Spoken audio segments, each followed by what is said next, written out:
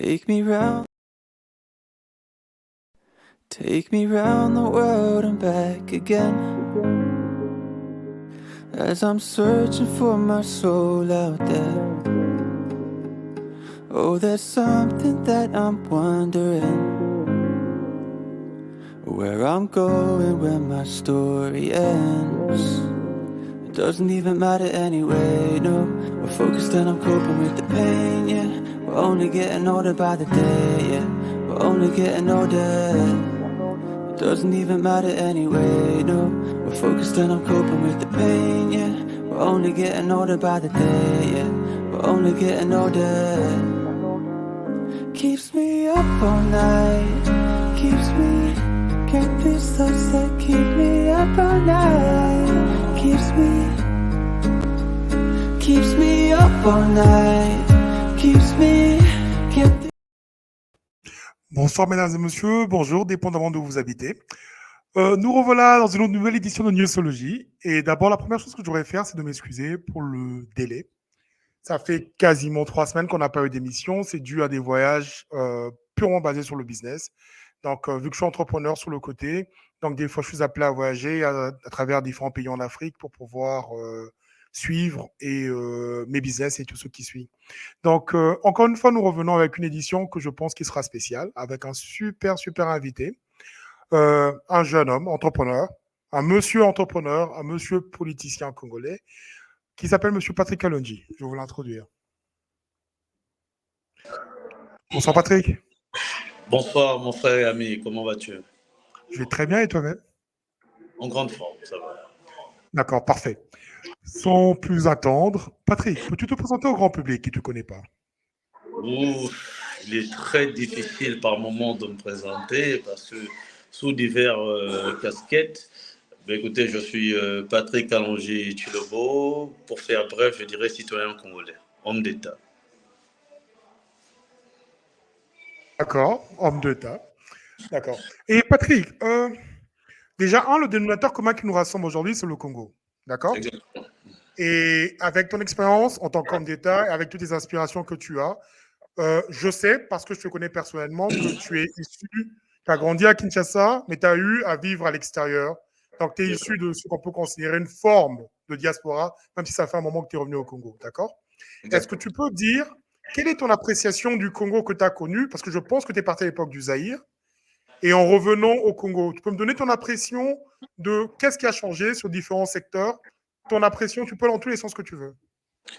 En fait, j'ai remarqué une dégradation sans lendemain. Mais disons que depuis l'avènement du nouveau chef de l'État, nous sommes en croissance. Mais de mon retour, j'ai vu une dégradation hors du commun.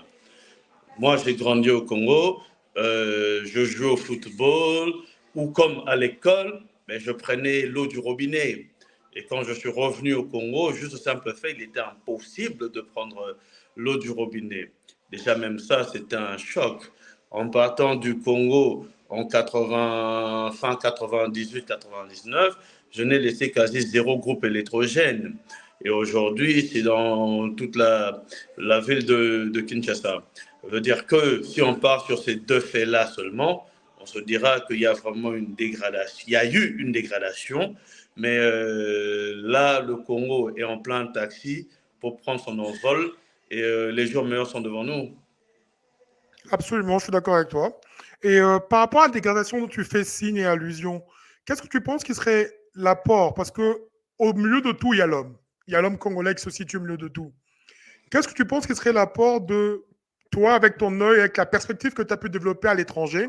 Qu'est-ce que tu penses qui serait l'apport de cette nouvelle génération de Congolais de classe moyenne qui ont étudié à l'étranger, qui ont appris de l'étranger et qui reviennent? Quel serait notre apport dans l'immédiat, sur un plan de vue économique et sur un plan de vue politique, par exemple? Alors, si nous prenons l'aspect religieux de la chose, Simon Kimbangu avait dit que les enfants reviendront de partout, de différents pays. Ils parleront différentes langues et ils viendront développer. Et c'est cette diaspora-là aujourd'hui, selon mon entendement. Et en même temps, on ne peut pas développer un pays sans la classe moyenne. Et la classe moyenne du Congo aujourd'hui, c'est sa diaspora. Il faudra mettre des mécanismes ensemble pour faire revenir cette diaspora qui est très forte. Parce que vous voyez, une de faiblesses de la diaspora, c'est que c'est seulement la diaspora qui crie, qui est associée ou affiliée au mouvement combattant.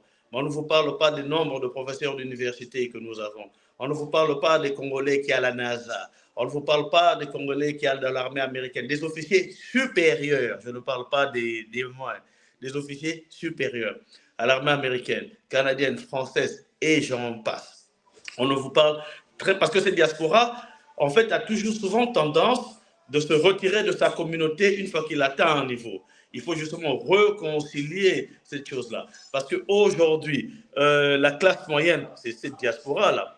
Quand il y a des deuils à Kinshasa, c'est qui enterre? C'est la diaspora. Les fêtes de Noël, les rentrées scolaires, c'est la diaspora. Si je ne m'abuse, l'année 2017, lorsque la prévision budgétaire du Congo était à 4 milliards, mais seulement avec Western Union, la diaspora avait atteint 7 milliards, quasi le double du budget. Absolument. Je ne parle pas de MoneyGram et des autres systèmes virtuels. Donc, il faut avoir créé un système, un mécanisme pour mettre ces diasporas à pied d'œuvre. Et je prendrai encore un autre exemple pour conclure. Le Congo n'a jamais eu, ça fait longtemps que le Congo n'a pas participé dans une Coupe du Monde, mais moi, quand je vois chaque Coupe du Monde, mais je vois le Congo. Vous voyez le nombre de compatriotes qui jouent en France, en Belgique, même en Algérie, il y avait un gardien congolais, et j'en passe, en Hollande, et j'en oublie les meilleurs. Alors, parlons de ça, si tu permets que ça t'interrompt, Patrick, parlons de ça, de cette fuite de capital social, de cette fuite d'intellectuels congolais due à la situation qui était socio-économique et culturelle, où beaucoup de Congolais sont allés en exil pour avoir un meilleur avenir. Et comme, par exemple, il y a le premier choix de la draft américaine qui se dit français, il est de nationalité française, mais il s'appelle Wembonyama, c'est un Congolais de son père. Donc, il y a une fuite de talents, il y a une fuite de Congolais qui vont à gauche et à droite. Déjà, par rapport à la double nationalité, c'est ma première question. Est-ce que tu penses que ça sera un plus si on peut permettre la double nationalité? Et de deux, qu'est-ce que tu penses, pourquoi est-ce qu'on a besoin au niveau individuel? Qu'est-ce que nous pouvons faire pour nous organiser, nous la diaspora, moi et toi qui nous parlons maintenant, ou bien des Congolais? Je suis à Kinshasa en ce moment. Mais qu'est-ce que nous pouvons faire pour pouvoir nous organiser et emmener un apport constructif en se basant sur des institutions, pas des individus qui font ça individuellement des coins? Qu'est-ce que nous pouvons faire? Ok, d'abord, si j'ai bien compris, est-ce que tu peux reformuler la question? Elle m'a échappé. D'accord, laisse-moi reformuler. Parce qu'on y va d'ordre. La diaspora approche. Parlons de la double nationalité, c'est ça. La double nationalité, oui. Au niveau de la double nationalité, moi, je suis pour la double nationalité. Mais sauf la double nationalité pour les Congolais d'origine. Veut dire que nous pouvons encadrer cela. Vous voyez, comme aux États-Unis, comme au Canada, on peut avoir la double nationalité, par exemple. On peut s'inspirer de ça, mais sauf des pays limitrophes. Veut dire que vous pouvez être américain-congolais, mais vous ne pouvez pas être américain-canadien. Alors, pour notre souveraineté, par exemple, nous pouvons avoir cette approche. Donc, on peut être congolais guinéen, mais pas congolais rwandais, par exemple. Pas congolais centrafricain. Donc, nous devons accepter cette double nationalité, mais l'encadrer. Le Congo est le deuxième pays au monde qui a le plus de frontières. Le premier pays, c'est la Chine avec 10 et le Congo suit avec 9. Voilà. Alors, nous devons mettre cette politique pour protéger notre intégrité, notre souveraineté nationale. Nous sommes obligés de nous protéger par rapport à ça. Ou nous pouvons seulement dire Congolais peut avoir la double nationalité qu'un Congolais d'origine. Alors, ça nous permet de ramener les meilleurs des nôtres qui sont dehors, parce que le développement ne se fournira que dans l'unité et non de manière solitaire. Donc nous avons besoin de nos fils qui sont partis. Ceux-là qui ont développé le Rwanda aujourd'hui, c'est leur diaspora. L'Israël aujourd'hui, c'est la diaspora. Donc il y a des multiples exemples et nous devons composer maintenant. Et il y a même un malaise qui existe à Kinshasa aussi, que j'ai ressenti depuis l'avènement du président Félix Tshisekedi, c'est qu'ils disent que il a ramené ses amis, il a ramené sa diaspora. Non, nous sommes Congolais à part entière. Moi, je suis Mukalenga Kalonjika Ninda Wachilobo. Congolais à part entière, moi et moi. Comment voulez-vous qu'on m'exclue de ma nationalité et tout ça? Je suis parti au pays pour des raisons que tout le monde connaît, pour les raisons dont toute la diaspora est partie. Si on mettait un avion là-bas, des avions frétés, que tout le monde devait sortir, ben, tout le monde partirait. Et aujourd'hui, Absolument. le Congo a besoin de notre expertise et nous sommes prêts à l'apporter. D'accord, merci. Et la deuxième partie de la question était de savoir, il est vrai que dans d'autres pays, tu as parlé d'Israël, tu as parlé du Rwanda, il y a aussi le Vietnam, il y a la Chine, dont la diaspora est allée s'éduquer avec tout le système d'éducation de l'Ouest et sont revenus avec la technologie, avec le savoir-faire pour pouvoir développer leur pays, où ils sont capables d'offrir, ils ont décentralisé toutes les industries de production de l'Europe qui est allée vers la Chine, et c'est ça qui fait la puissance de la Chine. D'accord? Qu'est-ce qui fait que la diaspora congolaise continue à fonctionner de manière dispersée? Pourquoi est-ce que les Congolais, il est très difficile pour nous de collaborer et de créer des institutions? Je parle d'institutions par rapport à quoi? Je vais énoncer un fait que je vais garder pour la fin, mais je pense qu'il est important qu'on puisse y aller. D'accord? Je mets le contexte et après ça, tu pourras répondre, Patrick. Comment ça se fait que à Kinshasa, par exemple, ça peut être controversial et je m'en excuse déjà d'avance, mais comment ça se fait qu'il y a plusieurs communautés de nos frères venant d'autres pays qui viennent et qui s'organisent? Par rapport à quoi qu'ils s'organisent? La distribution, la petite et la grande distribution appartient à des peuples spécifiques au Congo. Tout ce qu'on mange, en général, appartient à des nations spécifiques. Ça, c'est un. Les mines, ça appartient à des nations spécifiques. D'accord? Donc, les boîtes de nuit, il n'y a plus de boîtes de nuit congolaises, à ce que je sache, appartiennent à des nations spécifiques. L'hospitalité, les hôtels, les restaurants appartiennent à des nations spécifiques, à part peut-être Chimaraflore, à part peut-être l'Imalewa. Ce qui signifie que le Congolais, chez lui-même, n'est même pas capable de contrôler certaines industries où on se retrouve avec un pouvoir d'achat et on est limité qu'à position de consommateur. On pourra plus développer, mais dis-moi, en termes de constat, qu'est-ce que tu penses qui cause cette situation? Est-ce la politique interne ou bien c'est juste que la diaspora ne veut pas s'investir dans ces différentes industries? Alors, je te répondrai en deux volets. Il y a des parts de responsabilité partagées. Dans la première part de responsabilité, qui est la responsabilité que j'estime qui est de la diaspora, c'est que nous n'arrivons pas à nous mettre ensemble. Je t'ai dit ici, une fois qu'un Congolais évoluait, se développait économiquement, financièrement, il prenait une licence avec sa communauté. C'était déjà ça. Donc, il prenait déjà une licence avec sa communauté. Donc, il y avait cet écart avec l'intellectualisme et il y avait déjà une différence entre l'énergie et le savoir de l'autre. Normalement, nous devions mettre en commun l'énergie et le savoir de l'autre pour pouvoir évoluer. Ça, c'est le problème qui s'est un peu basé sur la diaspora. Les jours passés, les Congolais venaient à l'étranger avec un visa d'études. Ils venaient déjà avec une psychologie pour apprendre et retourner chez eux. Aujourd'hui, la plupart des Congolais que nous avons dans la diaspora, c'est des gens qui ont immigré, qui viennent déjà comme immigrants et qui viennent avec mépris de leur pays. Veut dire avec l'idée de ne jamais revenir et de ne jamais... je ne sais pas si on a été interrompu à quel niveau. Non, on est toujours en ligne. Voilà. Oui. Alors, la plupart des Congolais qui ont immigré à l'étranger, c'est vraiment avec l'idée de ne plus jamais revenir. Donc, oui, nous avons changé cet état de fait. Et ça, c'est une chose. De deux, il y a la politique congolaise, où tous les pays évoqués, et nous n'avons pas tout évoqué, qui ont réussi avec l'immigration, ont créé une politique de réintégration et qui n'existe pas chez nous. Toi, là, tu es reparti au pays, tu es reparti seul par altruisme et par patriotisme. Absolument. Mais sinon, il n'y a pas une politique qui t'accompagne. Sinon, tout ce qui est mis en marche, c'est pour te contraindre d'évoluer. Alors, il faudrait justement une vision pour ça. C'est voilà pourquoi nous nous proposons sur cette démarche. Il faudrait une vision qui va préparer la réintégration, canaliser nos efforts. Je t'ai parlé tout à l'heure des frais de Western Union. Vous savez qu'au Nigeria, chaque année, le gouvernement demande à Western Union de réparer une université donnée. Au cas où il ne le fait pas, on le sanctionne davantage parce que par rapport aux frais donnés. Donc, nous n'avons aucune vision de cela. Dans le passé, on nous avait nommé un ministre de Congolais de l'étranger, mais qui naviguait à vue, qui n'a jamais habité à l'étranger, qui ne connaît pas l'étranger. Si tu permets, qui n'a même pas fait de recensement de combien de Congolais habitent à l'étranger. Aucun recensement. Rien n'a été fait, rien n'a été organisé au fait. Exactement. Aucune carte consulaire, rien.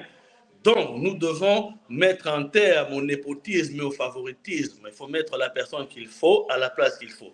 Les erreurs que nous avons, c'est que nous n'arrivons pas, nous, à nous mettre ensemble, à dégager une énergie. Il faut voir les seuls combats. Tu verras dans aucun pays de la diaspora où nous avons un président national de la diaspora. Nous avons le président de telle ville, on aura un président de Manchester, de Londres, ils n'ont même pas une conférence de président. Donc, il faudrait une politique nationale qui encadre toute la diaspora et qui leur permet de revenir justement pour propulser cette réintégration. Ça, c'est une chose. Deuxième chose, je perds le fil de me dire pourquoi nous sommes sur le plan économique, nous sommes nulle part. Mais absolument, nous n'avons aucun crédit. Tous ces gens qui viennent, qui travaillent au pays là-bas, qui ont les restaurants, les hôtels dans lesquels tu fais allusion, ils ne le font pas sur fonds propres. Il y a une politique d'accompagnement. Donc, ils reçoivent des financements pour le faire. Et nous ne recevons pas des financements. Pour avoir un financement pour un Congolais à Kinshasa, si vous êtes chanceux, vous êtes entre 10 et 12%. Et pour ça, il faut avoir un gage. Un taux d'intérêt très élevé, oui. Voilà. Et pourtant, les autres ont, ont des crédits à 1%.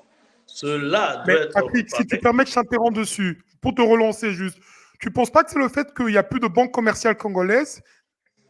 Tu ne penses pas que c'est ça qui cause le fait que le taux d'intérêt, le pourcentage, tout ça, le taux d'intérêt est très élevé pour les Congolais, vu que le risque est élevé? Ça, c'est une réalité pour les banques que je considérais comme des banques étrangères qui opèrent sur le sol congolais. Il n'y a plus de banques congolaises. Est-ce que c'est normal? Comment ça se fait qu'il n'y a aucune institution pour accompagner, que ce soit les Congolais de la diaspora, ou bien tout Congolais qui veut essayer de faire des millionnaires au Congo? Comment ça arrive? Comment on fait? Alors, les seuls millionnaires qui existent au Congo, c'est des politiciens ou des pasteurs, à défaut l'armée. Et ce qui est le contraire de ce que nous avons connu, nous connaissons en Occident ici. En Occident, tu ne vois pas un politicien, à moins qu'il ait issu d'une famille d'industrie ou industrielle ou ceci, mais on ne voit pas des militaires millionnaires. On ne voit pas des militaires construire des immeubles comme policiers. On ne voit pas des pasteurs en tant que tel. Et c'est ce qui existe un peu chez nous. Donc, le détriment des autres font la force de tierce. Alors, nous devons justement aller au FPAI, Fonds Promotion Industrielle. Oui. Industrielle. Mais si moi et toi, nous allions dans... C'est vrai que vous avez dit que nous ne parlons pas d'individus et tout ça, mais je ne citerai pas les noms, je vais rester dans les lignes. Mais il faut voir qui est financé là-bas. Qui est financé là-bas?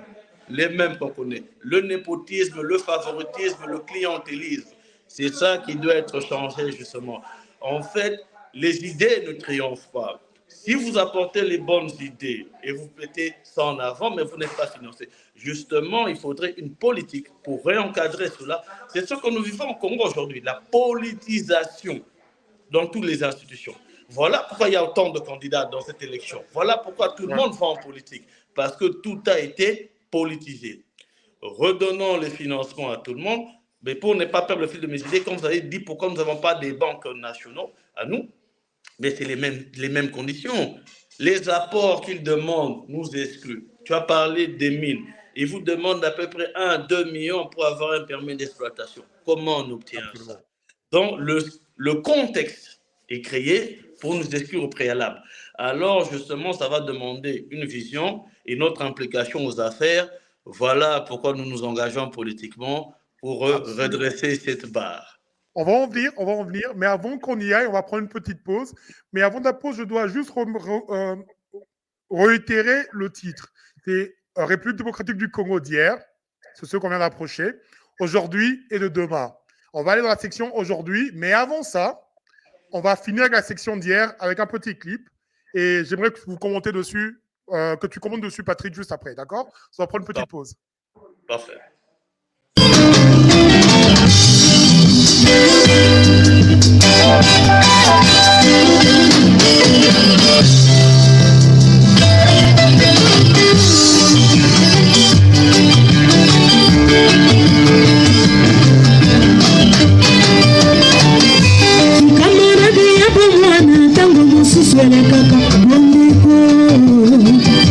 Toyebani bomwana totamboli Kenya mobimba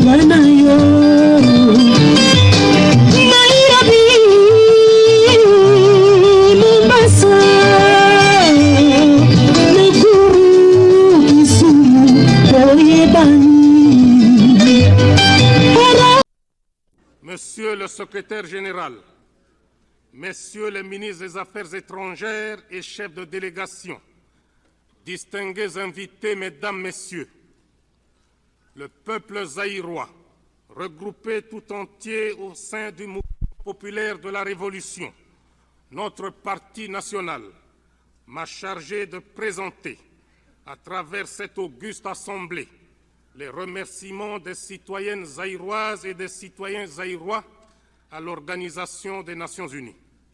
Si une infime minorité des pays membres de cette organisation avait refusé de participer à l'opération Congo à l'époque, la grande majorité a cependant mis spontanément des troupes à sa disposition ou est intervenue financièrement pour cette opération, ce qui a permis de maintenir la paix, l'unité et l'intégrité du territoire national. Aux uns et aux autres, à travers l'Organisation des Nations Unies, le Zaïre dit grand merci. Les uns et les autres voulons avoir une influence déterminante sur nous afin d'être maîtres de nos importantes ressources naturelles. Les uns voulaient nous recoloniser économiquement, tandis que les autres voulaient nous dominer idéologiquement. Le Zaïre, qui est passé de l'homme à cause de la pigmentation de la peau. L'Afrique est un continent qui a subi les plus grandes humiliations de l'histoire. Depuis plusieurs siècles, la situation de l'homme noir en Afrique n'a fait que s'empirer.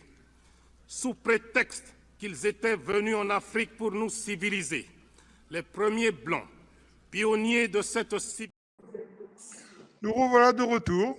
C'est juste un court extrait du maréchal Feu, président Mobutu. Déjà, c'était son anniversaire le 14 octobre. On n'a pas eu le temps, on n'a pas eu fait de show. Donc, bon anniversaire et paix à son âme, paix et prospérité à son niveau. Dis-moi, Patrick, là, c'est quasiment un discours qui était le 4 octobre 74, si je ne me trompe pas. D'accord? Ouais. Et le Congo souffre toujours des mêmes maux. Une prédation par rapport à ses ressources naturelles, une prédation à tout niveau, où, au niveau local et domestique, on nous impose des hommes providentiels qui vont soi-disant venir tout changer notre situation. Mais qu'est-ce que tu penses que nous devrons faire, nous, en tant qu'individus? Parce que toute société commence avec des individus qui créent d'abord une communauté locale, et après ça, une communauté régionale et tout ce qui suit, ça se propage sur tout un pays. Qu'est-ce que tu penses que les individus devront faire? Parce que de 74 à aujourd'hui, la situation est la même avec la guerre d'agression que nous avons à l'est du pays. Qu'est-ce que nous devons faire pour pouvoir éviter et créer une autonomie? Ça, c'est un. De deux, s'il te plaît, permets-moi de dire ça, avec le vent qui a tous les conflits qu'il y a à travers le monde, que ce soit en Israël et Palestine, que ce soit en Ukraine et en Russie, que ce soit dans la région des Sahel, partout. Il y a un vent et finalement, il est clair maintenant qu'il y a deux blocs. Il y a BRICS et il y a l'OTAN avec la tutelle des États-Unis. Quelle opportunité tu penses au niveau national que la RDC a pour pouvoir essayer de naviguer à travers toute forme de géopolitique, géostratégie, pour pouvoir avoir une forme de contrôle, même rien que sur le prix de ces ressources, et d'avoir un transfert de connaissances pour pouvoir développer non seulement ces industries, ces voies de communication, ces infrastructures, et pour finir, développer le capital social, les humains, qui aient le savoir-faire pour pouvoir être totalement autonomes de la transformation de ces ressources. Alors, c'est déjà un discours que je connais par cœur. Et ça, c'est pour commencer. De deux, tu as totalement raison pour dire qu'il n'y a pas eu des grands changements dans le fond. Mais on peut quand même, sur la forme, dire que le niveau d'intellectuels ou le nombre d'intellectuels qu'il y avait hier est beaucoup plus élevé aujourd'hui. La prise de conscience d'aujourd'hui est encore beaucoup plus élevée que hier. Alors, si hier, la prise de conscience était, ou que la population croyait que le développement viendra de l'Occident, et aujourd'hui, je peux te dire à 60% selon mes estimations, toute la population sait que le développement ne viendra que de nous, ne passera que par nous. Et la seule condition sine qua non pour cela, c'est l'unité des Congolais. C'est de combattre justement la gabégie et combattre la gabegie, combattre le tribalisme. Et c'est en fonction, ça fait... En fait, le développement ne passera que par l'unité. Et c'est ce dont le maréchal s'est battu pendant longtemps. Voilà, donc plus personne ne croit que le développement viendra de l'Occident. Le développement va passer par nous, par la diaspora, par la sagesse ancestrale également. Et voilà pourquoi le maréchal faisait allusion à la colonisation où nous contrôlait idéologiquement et financièrement. C'est notre première grande faiblesse, c'est le contrôle idéologique. Et nous avons la chance. Au début, nos parents pensaient que tous les Blancs étaient intelligents. Et moi et toi, nous avons étudié avec eux à gauche à droite. Nous avons réalisé que ce n'était pas une histoire de peau. On en connaît des idiots. Pour ne pas... C'est un fléau international, les idiots. Voilà. Donc, il y en a dans tous les pays. Donc, il y a les médiocres qui sont partout.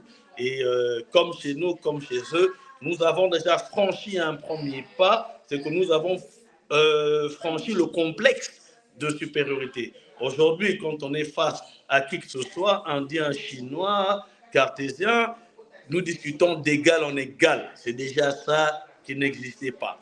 Après, aujourd'hui, on sait que le rapprochement il est économique. Ce n'est pas parce qu'ils ont pitié de nous qu'ils nous aiment. On sait que c'est un terme d'intérêt. Ça veut dire que hier et aujourd'hui, c'est différent parce qu'il y a déjà cette prise de conscience qui entre et tout ça. Et on sait qu'aucun pays ne peut vivre en vase clos. Ils ont autant besoin de nous que nous avons besoin d'eux, si pas plus, eux ont besoin de nous. Alors, oui, mais le rapport de force, la volonté de puissance. Le rapport de force, il va exister, mais moi je pense que nous devons le prendre graduellement. Parce que tout le peuple n'a pas intériorisé ce que moi et toi avons intériorisé. Ça veut dire que nous devons prêcher. Moi et toi, nous allons faire les rails et nos enfants feront le train. Et le train passe. Incrémentalement, oui. Incrémentalement. Je vais te donner un exemple. On a parlé des mines qui sont ensuite. On a, par rapport au consensus de Washington, par rapport à la Banque mondiale, le FMI, nous avons des dictats. Les dictats font qu'aujourd'hui, par exemple, dans notre code financier, prenons le code minier. La redevance minière du Congo aujourd'hui est de 10%, mais pendant longtemps, elle n'a été que de 1%, pendant qu'au Congo en face, à Brazzaville, était de 18%. Ça veut dire que quand le Congo vendait un diamant de $100, le Congo ne percevait que $1. Ouais. Il y a des questions à se poser. La Belgique qui n'a pas de diamant, pourquoi Anvers détient le monopole de la bourse? Pourquoi la bourse n'est pas chez moi à Mbujimaï ou à Boya là-bas? Parce que c'est là-bas que ça vient. Donc aujourd'hui, nous posons les questions. Aujourd'hui, nous n'acclamons plus. Et nous savons, nous allons renverser les choses. Nous devons revoir le code d'investissement. Dans le code d'investissement, par exemple, vous verrez, et c'est ça pourquoi tu dis que nos opérateurs économiques sont faibles. Si tu vas voir le code d'investissement en ce moment, tu vas voir que tout cela qui importe au pays n'ont pas de barrage douanier. Barrage douanier, ce n'est pas la douane. Je veux dire, si tu es en France, en Belgique, et par exemple ailleurs, en Allemagne par exemple, tu vas voir que le Français, quand il va aller vendre Peugeot, Renault, Citroën en Allemagne, on va lui mettre une taxe pour que ces véhicules français soient toujours plus chers. Que la les incentives, on appelle ça, oui. Voilà. Et que la Mercedes, que la BMW, même l'assurance, même les pièces, justement pour protéger, encourager l'industrie locale. Et quand l'Allemand va venir en France, on lui fera la même taxe. C'est-à-dire le protectionnisme économique. Quand tu viens au Congo, ils sont exonérés de ces barrages douaniers. Ça veut dire que le riz thaïlandais coûte moins cher que le riz local. Le poulet français coûte moins cher que le poulet local. Le pain chinois coûte $10 pendant que le pain des Afrique est à $20. Alors, aussi longtemps que nous ne reparons pas toutes ces politiques qui nous ont été imposées, il sera difficile de se développer. Alors, le problème est ailleurs. Il faut un leadership éclairé. Patrick, une vision de... Justement, il faudrait un leadership éclairé, un leadership net pour protéger l'industrie locale, créer justement nos millionnaires. Tu as parlé de créer les millionnaires, mais nous ne pouvons pas les créer lorsqu'on ne les met pas dans une position de compétitivité. Nous devons créer cette compétition, revoir le code minier, revoir le code d'investissement. Et même dans le code d'investissement, là, on va en Europe, ici, si tu gagnes même à la loterie à 1 million de dollars, tu vas dire que je prends mon argent, je pars avec. Tu te dis non, non, mon ami, 80%, 70%, dépendamment du pays, l'argent doit être dépensé localement. Nous, ils ont ce qu'on appelle des briefcase companies. Ils ne sont, toutes les compagnies que tu vois, ne sont pas obligées de garder leurs dividendes sur place. Alors, nous devons, je peux te parler du code financier, le code d'investissement, jusqu'au matin, où il faut réguler, revoir tous ces gens-là. Mais nous avons des professeurs en économie, en finance et tout ça, mais je ne sais pas qu'est-ce qui se passe. Pourquoi on ne va pas revoir ces codes-là? Il faut revoir le code financier, le code d'investissement, le code minier, le code forestier. On vous dit que dans le code forestier congolais, on a juste autorisé l'exploitation artisanale. Mais ils font de l'industriel. Et son béton, vous voyez qu'il y a un désordre donné. Donc, pourquoi j'appelle pour le renouvellement de la classe politique et de nous faire confiance. La jeunesse d'aujourd'hui que je représente ne veut plus acclamer, ne veut plus réfléchir par procuration, est jaloux de son indépendance d'esprit et prêt à s'assumer. Voilà ce que nous disons. En tout cas, j'adhère à quasiment 90% de ta réponse. J'adhère totalement. Mais en parlant de ça, en se basant sur l'homme congolais, qu'est-ce que tu penses déjà, en parlant de toi, parce que tu as mentionné tout à l'heure que tu es la nouvelle classe politique, que tu représentes la jeunesse et tout ce qui suit. Pourquoi ce choix de province? Pourquoi? Aller en province? Oui, pourquoi? Parce que je vais d'abord te parler de manière familiale et après je te reviendrai dans le fond. J'ai pris le système nigérien, je me suis inspiré de ça. Que tout celui qui avait un petit moyen développait chez lui, en province. Et les enfants me disent, « Ah, mais papa, ces vacances, mes amis sont allés au Niger, mais ils étaient au village chez eux. Ils font du champ, ils font l'élevage, ils font de la pisciculture, ils font ceci. » Et nous sommes focalisés sur Kinshasa. Voilà ce qui a aussi tué le développement chez nous. Parce que le développement part de chez nous. Je vais te donner un autre exemple. Dernièrement, j'étais à Mbujimaï, au passage du chef de l'État à Mbujimaï, Antoine Félix Tshisekedi. On se rend compte qu'à Mbujimaï, il y a plus ou moins 4 hôtels seulement. Je veux dire que tous ceux qui nous avons connus comme ministres, DG, gouverneurs, ambassadeurs, généraux et tout ce qui s'ensuit, n'ont pas une seule maison à eux. Je ne te parle pas de développement. À eux, au niveau de chez nous. Mais par contre, si tu permets, en Belgique, en Angleterre, au Canada, aux États-Unis, ils en ont. Ils savent tous les compter. Alors, lorsqu'ils rentrent chez eux, ils ont commencé à passer la nuit 4 ou 5 officiels dans la même chambre. Pourquoi? Parce qu'on a raté ce développement-là. Alors, il faut savoir d'où on vient et où on part. Et je me suis dit, mais rentrer, je suis congolais, pour ne pas parler de moi, j'ai des investissements dans les autres parts du Congo. Je ne concentre pas ça seulement chez moi, mais je me suis dit justement, je dois aller défendre les miens directement. Je suis congolais, tout congolais le mien.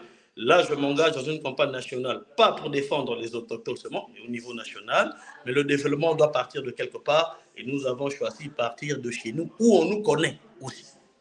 Absolument. Merci pour ta réponse. Nous allons entamer la dernière partie du show, parce que je sais que tu es un homme occupé, que tu as des choses à faire.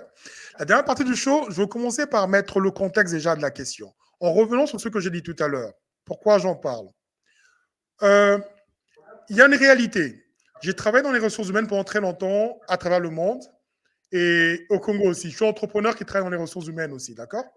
Et en parlant de ça, je me rends compte que la plupart de personnes que j'ai eu à côtoyer, avec des grandes boîtes au Congo, la plupart on suppose, faisons des statistiques vraiment basées sur la spéculation. Je vous invite, vous tous, à faire vos recherches. Et j'aimerais ton commentaire dessus, Patrick. Sur 100% de la population congolaise, parlons de Kinshasa, on est 12 millions, mais au Congo, on est presque 100 millions, 102 millions, d'accord? Il paraît qu'il n'y a que 35 à 40% qui ont un emploi, que ce soit formel ou informel, d'accord? Et maintenant, dans les 35%, disons, qui travaillent, on dira que la plupart sont en dessous de 1000. Et ceux qui sont à partir de $1000 jusqu'à peu près 3000, 4000, on peut les considérer comme les classes moyennes. Il y en a très peu. Et après ça, il y a les autorités, les politiciens, les militaires, les hommes d'affaires, qui sont en rapport avec l'oligopoly des multinationales et des différents lobbies de différentes races asiatiques, disons indiennes, libanaises, et tout ce qui suit. Sur les 30% qui travaillent, la plupart sont en CDD, à contrat à durée déterminée. Disons, sur les 100% qui travaillent, on va dire que 30% sont en CDD et 40 à 50% sont en journalier, dans l'informel et journalier. Donc, ce qui signifie que ça sera très difficile pour eux d'avoir accès à une forme de crédit dont on a mentionné déjà avant. Et avec ce crédit, pour pouvoir se propulser au niveau de classe moyenne, qui est, selon la définition de la charte internationale, c'est d'avoir un bien immobilier pour pouvoir justifier les ressources qu'ils ont et pouvoir envoyer leurs enfants à l'université sans prendre de crédit, payer eux-mêmes et l'enfant à l'endroit où habiter. C'est ça la définition de la classe moyenne. Il y a très peu qui peuvent se permettre de faire ça au Congo, à part la diaspora et certains qui sont cadres dans les compagnies privées et publiques aussi. Où j'en viens, c'est quoi? Il n'y a aucune garantie d'emploi où ceux qui ont des CDD et des journaliers peuvent se projeter sur le futur. Je répète encore, l'agroalimentaire contrôlé par des étrangers. L'immobilier contrôlé par des étrangers. Gombe ne nous appartient plus. D'accord?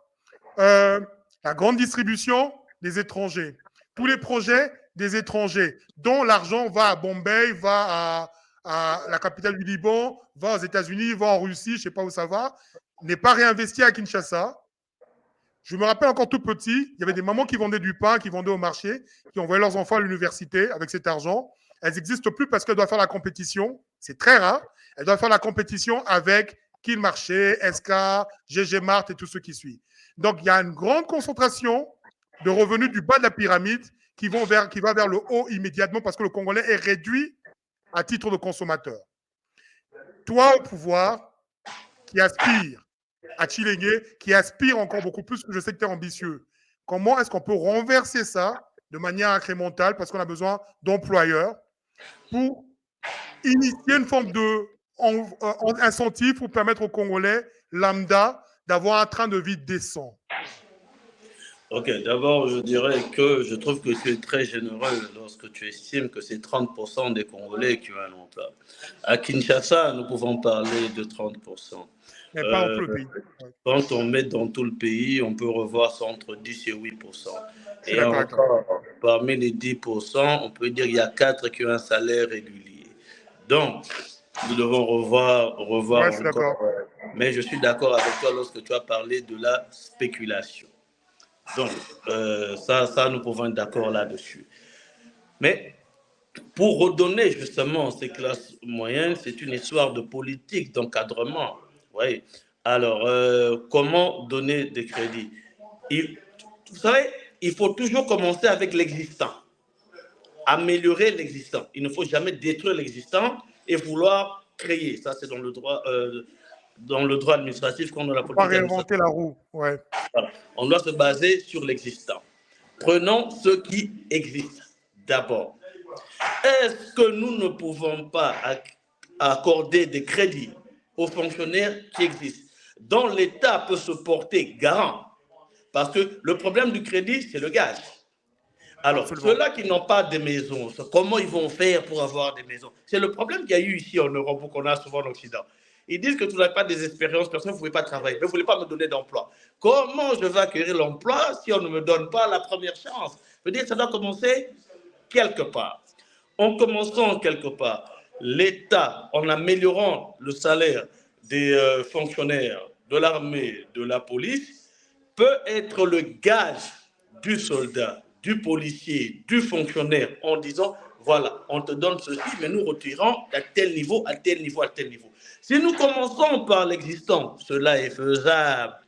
Même Jésus, quand, je sais que ce n'est pas une émission chrétienne, mais je donnerai un exemple. Quand les autres viennent lui dire qu'ils ont faim, ils demandent, vous avez quoi? Ah, nous avons du pain et des poissons. Donnez d'abord ce que vous avez et je multiplie. Après, on part sur la phase de vase d'eau. Lorsqu'il y a eu carence de vin, ils disent emmenez d'abord ce que vous avez. Donc, il faut toujours commencer par quelque chose. Rien ne se crée, tout se transforme. Tu vois?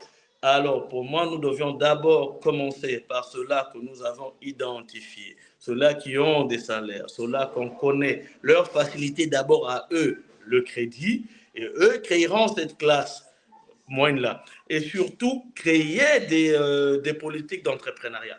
Parce que chez nous, il n'y a pas de politique d'entrepreneuriat. Et c'est ça la plupart des problèmes des pays en Afrique. Ce n'est pas seulement le problème du Congo.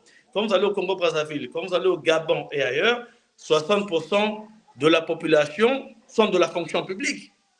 Et un pays ne se développe pas avec la fonction publique.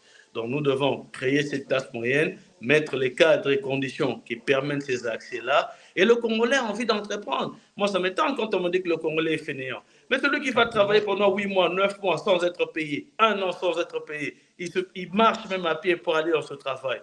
Pour moi, c'est du patriotisme. Mais non, le Congolais a donné au Congo. Il est temps maintenant que le système soit réparé, qu'on ait des gens qu'il faut à la place qu'il faut. Il faut éviter de mettre des gens qui apprennent au sommet, les gens qui viennent sans vision et sans projet d'action. Je suis d'accord avec toi. Je suis d'accord avec toi sur la plupart de ce que tu as dit. Et ouais, je suis d'accord avec toi. Mais dis-moi, quel est ton projet à Chilenge? Qu'est-ce que tu comptes faire? Quels sont les secteurs porteurs que tu peux commencer à développer?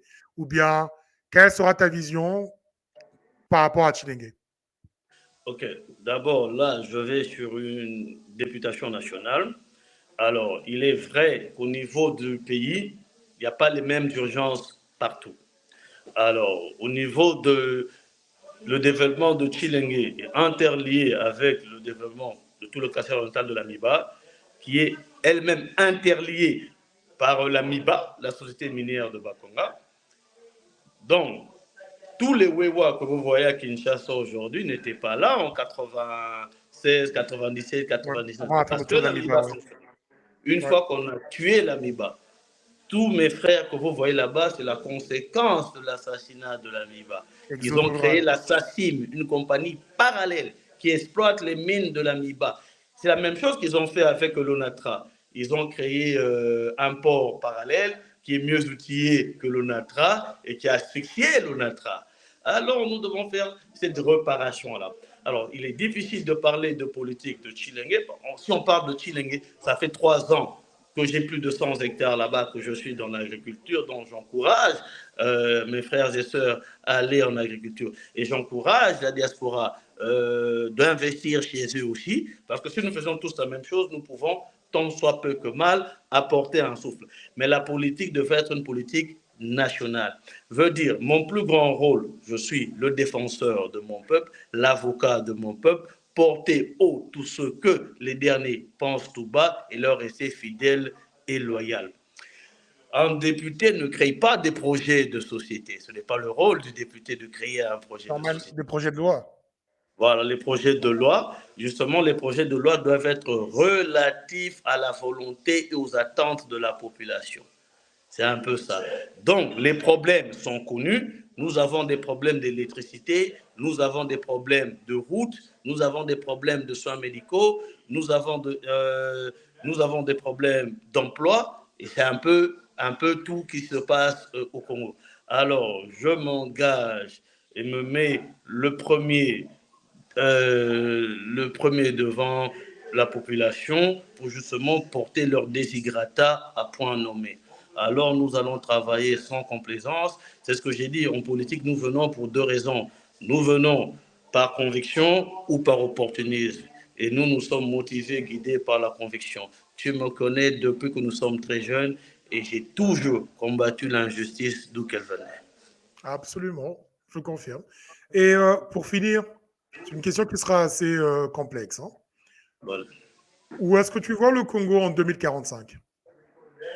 En 2045, je vois un Congo prospère. Je vois un grand Congo. Je vois un Congo qui nous connaissera. Je vois un Congo qui va attirer des peuples et des peuples. Je vois des nations venir du partout. Franck Fanon disait que l'Afrique a la forme d'un revolver dont la gâchette est placée au Congo. Et je vois le Congo, je vois la jeunesse de ce pays mettre le doigt sur cette gâchette. Et je vois le Congo se développer. Et le Congo est un pays hospitalier qui va accueillir tout le monde. Multiculturel. Et ça sera la fierté et la dignité de l'Afrique. Et je peux te dire, même qu'avant cette date, le premier pays africain champion du monde sera le Congo. Si tu permets que je te relance sur la même question, c'est juste une sous-question. Les 4 derniers mois, je dis bien les 4 derniers mois, d'après les statistiques de l'Organisation mondiale de la santé, l'Espagne vient de faire 4 mois sans aucune naissance. Ouais. Sans aucune naissance, 4 mois entiers. La population européenne est vieillissante. Donc, vous connaissez les problèmes de la loi de retraite, de pension et retraite en France. En Angleterre, ils peuvent bien parler d'immigration, mais ils en ont besoin pour la force de travail, comme on dit workforce, qui vont les permettre de pouvoir financer les retraites des générations à venir, parce qu'ils ont besoin d'avoir une continuité. Le Congo est projeté d'avoir une population de à peu près 300 à 400 millions de dollars d'ici, 300 à 400 millions d'habitants d'ici 2030 à peu près, ou plus. On est projeté de doubler 2030 à 2050. Ce qui signifie que démographiquement, les choses vont changer. Mais malheureusement, du président Mobutu, dont on avait des ministres de l'économie et de l'agriculture, parce que 300-400 millions de personnes ont besoin de manger. Les politiques avaient été créées sous les plans à long terme, moyen et long terme. 5. Patrick, tu es toujours là? Patrick, on a un problème technique, mesdames et messieurs. Il va falloir être un tout petit peu patient que M. Patrick puisse revenir. Allô?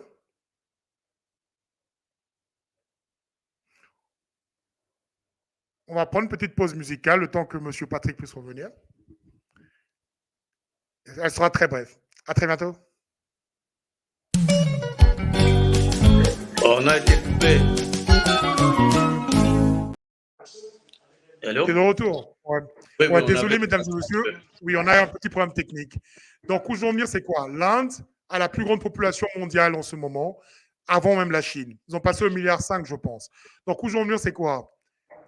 Avec toute forme d'épopée démographique, vous avez besoin d'avoir des ressources, non seulement pour vous nourrir, une politique d'agriculture qui va sur le long terme, et aussi vous avez besoin d'exploiter vos ressources avec un savoir-faire pour pouvoir générer non seulement des services, mais des produits. Maintenant, en termes du Congo, il y a beaucoup de licenciés, il y a beaucoup de Congolais, mais d'ordre dispersé. Il n'y a pas d'incentive venant du gouvernement pour pouvoir les ramener depuis les 20-30 dernières années sans passer par le chemin de la politique, mais pour pouvoir venir et entreprendre. Parce que déjà, on a établi qu'il n'y a pas de banque commerciale. D'accord?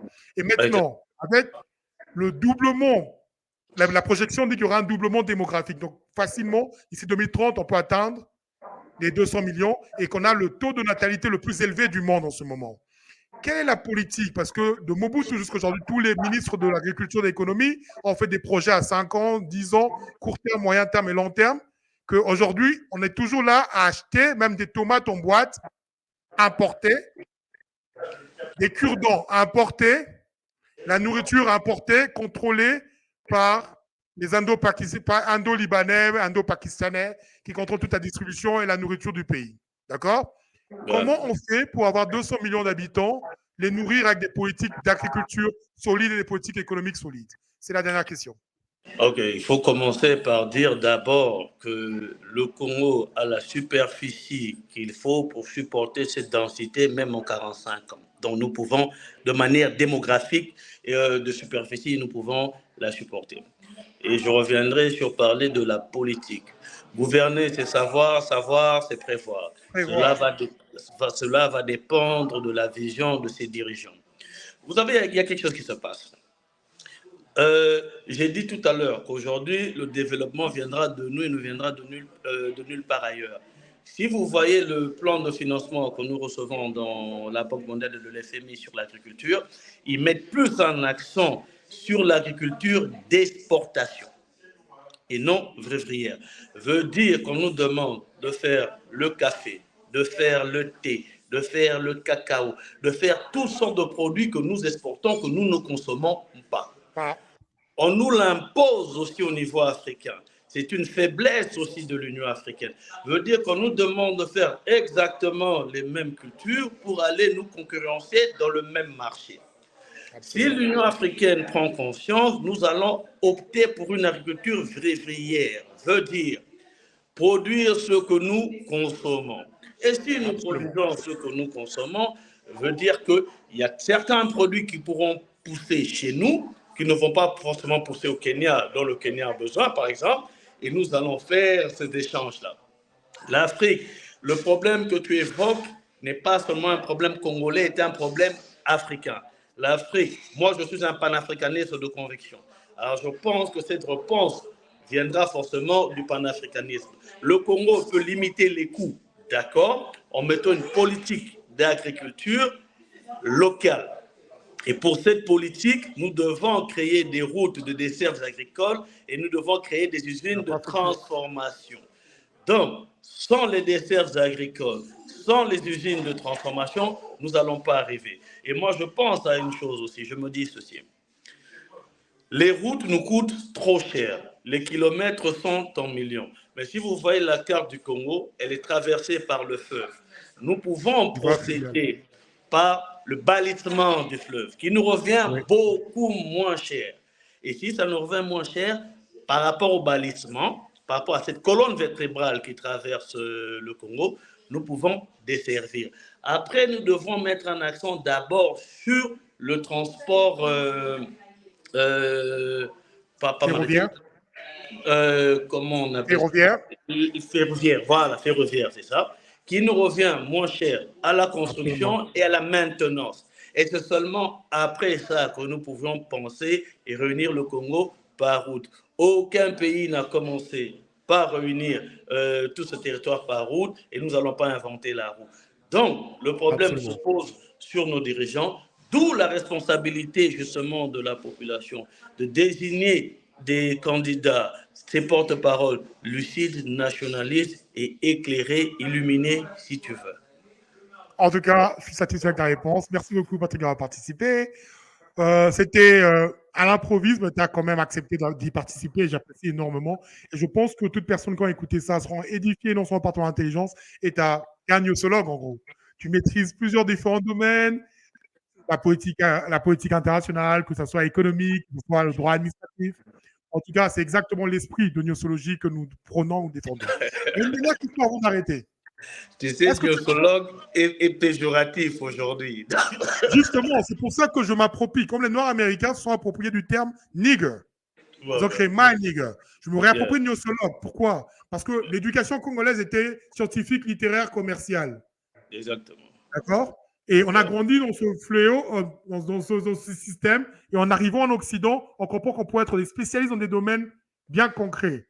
Et c'est pour ça que je récupère newsologie pour mettre ça en valeur, pour revendiquer mon éducation congolaise d'une manière ou d'une autre. Ça m'a permis d'avoir une culture générale très enrichie. Voilà. En tout cas, ça m'a fait énormément plaisir de participer. J'espère que ce n'est pas la dernière fois. Moi aussi, j'espère. Mais une dernière question avant que tu puisses partir.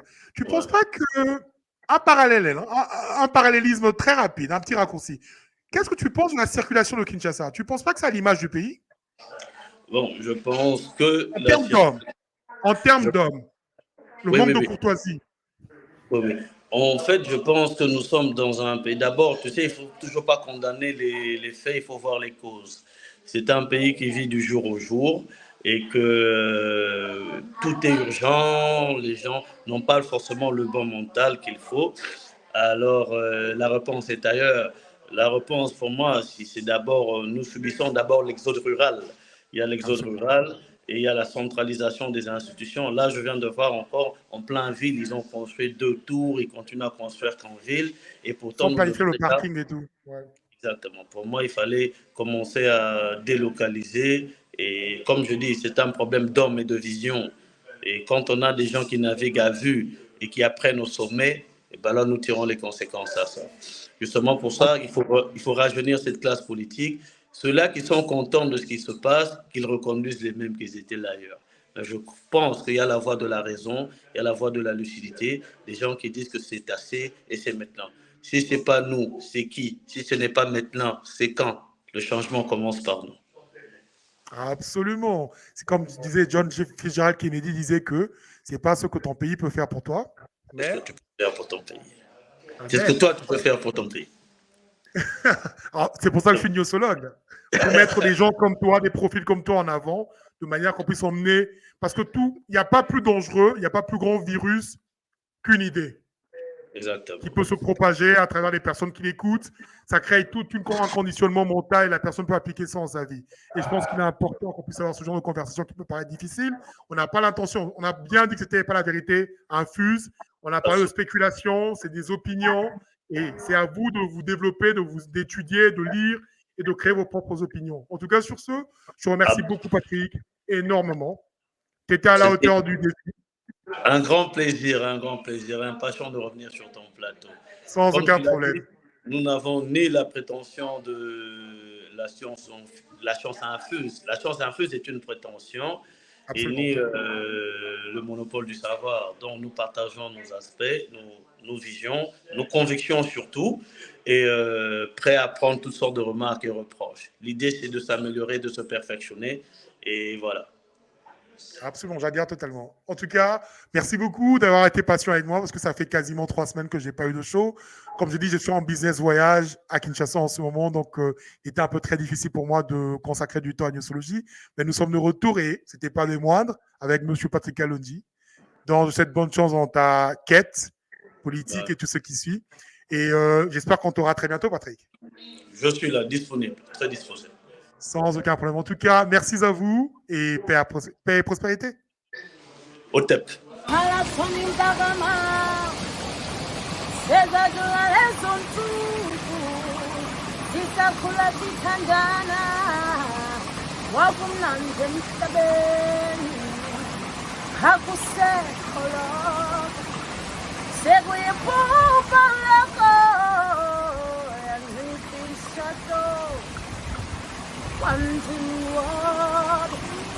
Hakusekho lokho sekuyikhupha lokho azimisilo kwanjini wami yase kukhona umuntu ukuthanda mtshela ukuthi uthando lupheli